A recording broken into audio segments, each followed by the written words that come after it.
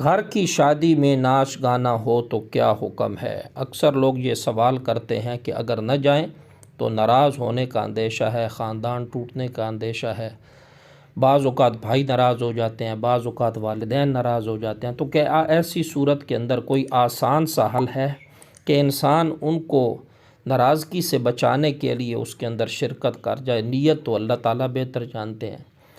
تو میرے محترم ناظرین، سب سے پہلی بات یہ آپ یاد رکھیں کہ اللہ رب العالمین نے قرآن مجید فرقان حمید کے اندر اہل ایمان کے جو اوصاف بیان کیے ہیں، ان میں سے ایک وصف اللہ رب العالمین نے یہ بیان کیا ہے والذین هم عن اللغو معرضون، کہ کامیاب ہونے والے جو ایماندار ہیں وہ لغویات سے اپنے آپ کو بچاتے ہیں، ان سے اعراض کرتے ہیں۔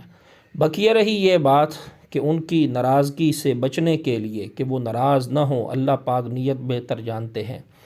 تو میرے محترم ناظرین، یاد رکھیے جس طرح آپ کا ان کے ساتھ رشتہ ہے کہ آپ ان کے چھوٹے بھائی ہیں، تو اسی طرح بھائی ہونے کے لحاظ سے ان کا بھی آپ کے ساتھ رشتہ ہے کہ وہ آپ کے بڑے بھائی ہیں۔ اسی طریقے سے اگر آپ ان کی اولاد ہیں تو اسی طرح ان کا بھی آپ سے رشتہ ہے کہ وہ آپ کے والدین ہیں۔ تو جس طرح آپ اس رشتہ داری کا خیال رکھ کر اس میں شرکت کر رہے ہیں، اسی طرح ان کو بھی چاہیے کہ وہ اس رشتہ داری کا خیال رکھ کے ایسے کام نہ کریں۔ ٹھیک ہے نا، یہ آسان سا طریقہ ہے۔